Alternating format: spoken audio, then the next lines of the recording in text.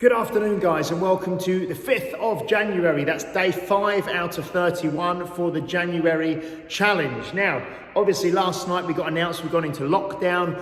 It hasn't really changed too much for us in tier 4 already, but what I want to say is you are one step ahead because you've already started doing this January challenge stuff. You've already started thinking about what you want to achieve, and hopefully we're kind of gaining some momentum already 4 or 5 days into this challenge, and you won't be derailed like some people will. Now, I want to keep this fairly brief with you, but I want to talk about something which is the first thing actually I want to do is say thank you. I'm really overwhelmed by the amount of people who've been sharing stuff in the group, so in the January challenge group. So specific, some names I can just think of. Obviously Graham Harris put a nice long piece in, Fred Hoisted, Helena Brooks, Janet Moore, loads of you, too many to remember. There's probably 20 or 30 of you who've put stuff in there. DD put something in this morning as well. The Falcon put something in. Loads of you have gone in and put down, your theme for either the year or the month or the quarter. And you've also put down some goals and also some workable action steps that you're working towards, which leads me on to the next thing.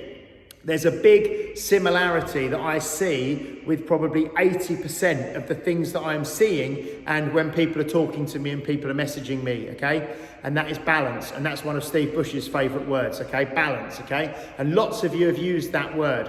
And what balance really means is I think of it as being, on kilter, on an even keel. You're not kind of being rocked too far one way or too far the other way. And what that also means is you're in control, okay?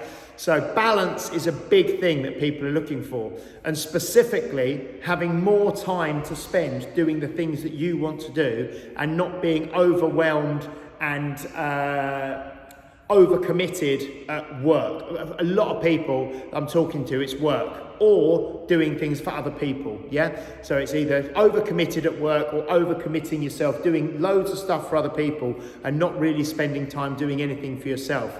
So balance is a massive thing. Now, I've made a few notes because I was while I was talking about this or thinking about this earlier. So what we really need to try and do, and this was something that Graham Harris put in his post, is think about time management is really a misnomer. Yeah, you don't really manage time. What you do is you manage your use of time and the way that you assign tasks and the way that you do things, okay? So you don't really manage time, you manage your own actions and your own pathway. So it's a great idea to have a strategy or an idea around a weekly plan, which if you've read Graham's post, he did. Certain days of the week he focuses on certain activities and other days of the week he focuses on other, because then that allows him not to be distracted and pulled away from procrastinating from doing things. DIY stuff is just done at the weekend, so that won't get in the way on a Wednesday when he's got work stuff to do, and personal admin, I think it was, is on a Friday.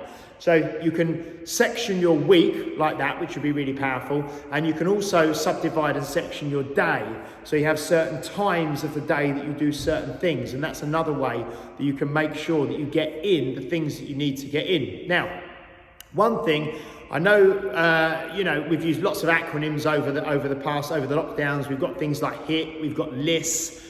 We're going to add, we've got NEAT, non-exercise activity thermogenesis. We're going to add another one in, which is NET, okay, which is no extra time tasks, okay? So this is where you can become much more likely to do something if you kind of latch it onto something else. So one thing that's a great thing, if you want to try and educate yourself more, when you like listening to audio books or you like listening to podcasts, is to do that while you're walking, because then you'd be out walking anyway, or you'd be listening to the podcast anyway, but you're kind of latching those two activities together and you're kind of getting double bubble out of the time, yeah? Another thing that we could do from that is if you're driving somewhere, and listening to podcasts and education and that sort of thing is a great one. Another thing may be when you do your exercise. So it could be one I read, there's a guy I see as well called Will Polston, when he was stretching when he was watching TV. So if he watches TV, and I used to do this myself years ago, there was a program that I watched, it was actually Newsnight. So every evening when Newsnight was on, which is a 30-40 minute program, I'd sit down and stretch in that time. So I'm kind of doing two things at once. You get the picture, yeah? So it's about making time for self. And the other way you could do it, another way just popped into my head, is if you are going out for your walk and you've got to do it anyway, potentially you've got a dog, and maybe another goal of yours is to connect more with your partner or family, you can bring them along with you so you can connect with the partner or family and talk while you're walking the dog. So the dog's getting some exercise, you're getting some exercise, and you're getting some connection time with someone else in your life, okay? So think about that, yeah, net. Non-extra time tasks, ways that you can bolt things together. A really good simple one it's similar to this for food and nutrition and health is batch cooking. You know, you're going to be cooking a meal anyway. You might as well cook 2, 3, 4 times the amount that you would normally cook, as long as you don't all eat it all at once.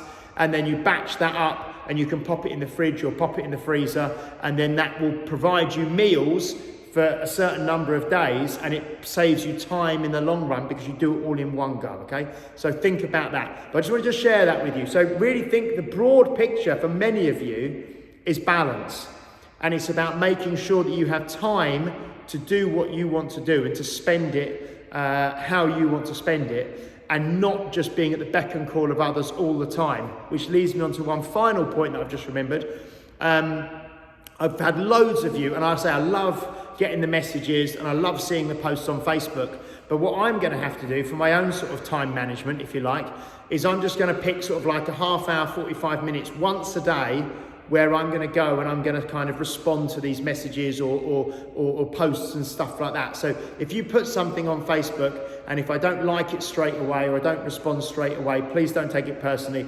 I myself am now going to try and create just a small section of time that I will then go once a day and look at all these things and try and respond to them rather than just jumping on. And that's a big thing with social media. You can just jump on it any time of the day, and before you know it, 30 minutes is gone, and you haven't done anything. You've just wasted time scrolling. You know, you went on there for a good purpose to begin with, and you get sidetracked. So I'm going to just do that once a day. So I'll be back with you tomorrow. Think about that, guys. Net, non-extra time tasks, okay, as well as NEAT, non-exercise activity thermogenesis, as well as LISS, low intensity steady state, as well as HIIT, high intensity interval training. Yeah, okay. So I'll catch up with you soon. Stay safe, stay strong. Cheers, guys. Bye.